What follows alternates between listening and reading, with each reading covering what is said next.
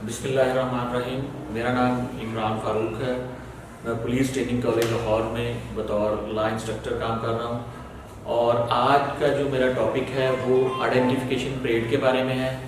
और हमारा ये प्रोबेशनर कोर्स का पहला बैच है। यहाँ पे इनको आज हम जो है सिनेरियो बेस्ड एक्टिविटी जो शनाख्त परेड की है उसके बारे में बताएंगे। तो इसकी जो रेलिवेंट प्रोविजंस हैं आइडेंटिफिकेशन परेड की, इसको कानून शहादत का आर्टिकल 22 जो है वो डील करता है।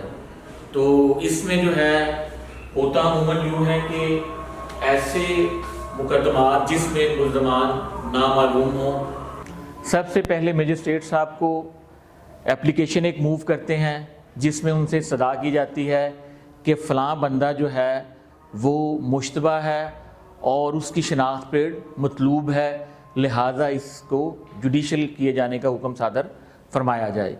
तो उस बुनियाद को उस मुश्तबा शख्स को जेल में भिजवाया जाता है और जेल में जब भिजवाया जाता है तो उसी के साथ जो है उस पे कुछ रूल्स अप्लाई हो जाते हैं।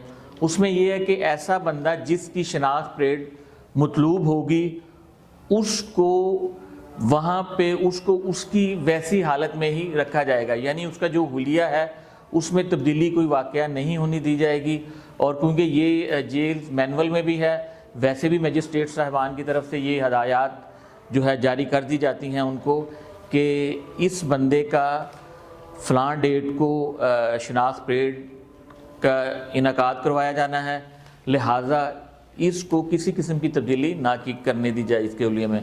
मसलन अगर उसने दाढ़ी रखी हुई है तो वो अपनी शेव ना बनाए। इसी तरह और उसके जो चेहरे के खदोखाल हैं उसमें कोई तब्दीली ऐसी ना लाए कि जिससे उसकी पहचान में दुश्वारी हो।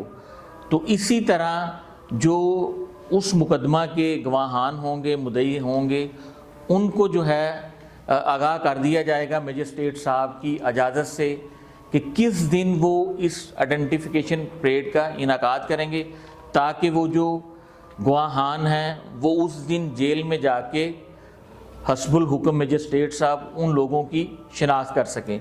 तो इसका एक पूरा प्रोसीजर होता है। उसमें ये होता है कि जो जिस शख्स को उस शुबे में गिरफ़्तार किया होता है उसके आइडेंटिकल 8 या 9 बंदे जो है ना वो उसके साथ खड़े किए जाते हैं कि उन 8-9 बंदे में से उस बंदे को शनाख्त किया जाए जो किसी जुर्म में मुलव्वस था। तो इसमें फिर उनको जो गवाहान हैं उनको एक एक करके मुल्ज़मान की शनाख्त के लिए भिजवाया जाएगा और एक गवाह का दूसरे गवाह से राब्ता इस प्रोसेस के दौरान नामुमकिन बनाया जाएगा कि अगर एक गवाह पहचान के लिए गया है तो वो बाद में जब अपनी शनाख्त परेड का अमल मुकम्मल कर लेगा तो दूसरे से बिल्कुल कट ऑफ हो जाएगा, उसके साथ कोई राब्ता नहीं रखेगा और इसी तरह उसको भिजवा दिया जाएगा और दूसरा बंदा आएगा, वो अपना जो है ना वो शनाख्त के अमल में हिस्सा लेगा। तो इसी तरह सॉन ये प्रोसेस चलता जाएगा।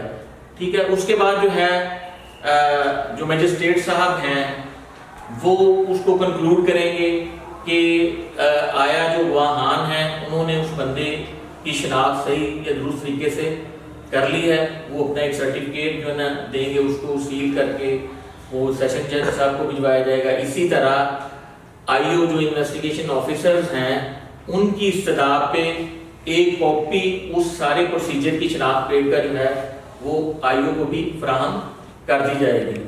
और इसी तरह जो इन्वेस्टिगेशन ऑफिसर्स हैं वो अगर वो बंदा उस बंदे को जो गवाहान या मुद्दई पहचान लेते हैं, दुरुस्त शनाख्त कर लेते हैं, तो आईओ जो है उनकी फ़र्दर इन्वेस्टिगेशन के लिए उनसे बरामदगी के लिए उसके जिस्म की तलबी के लिए एप्लीकेशन गुजारेगा मजिस्ट्रेट साहब को और वो इस्तदा मंजूर होने पर जो मुल्ज़म है उसको फिर पुलिस के हैंड ओवर किया जाएगा।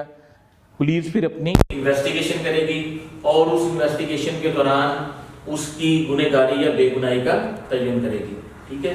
तो इसमें रेलिवेंट प्रोविजन जैसे मैंने आपको पहले बताया कि कानून शहादत का आर्टिकल 22, इसी तरह पुलिस रूल का बाब 26 फ़िक्रा 32 जो है इसमें आता है। इसके अलावा जेल मैनुअल जो है उसका 388 जो है وہ اس کو ڈیل کرتا ہے. تو اس سارے عمل میں جو ہے اس میں اس کی گرفتاری سے لے کے اس کو پولیس کے ہینڈ اوور کرنے تک اس کو جو ہے اس کی شناخت کو پہلے اس کا اظہار مدعیوں اور گواہان کے سامنے نہیں کیا جائے گا. صرف اسی وقت کیا جائے گا جب اس کو آئیڈینٹیفیکیشن پریڈ کے لیے جیل میں لے جایا جائے گا.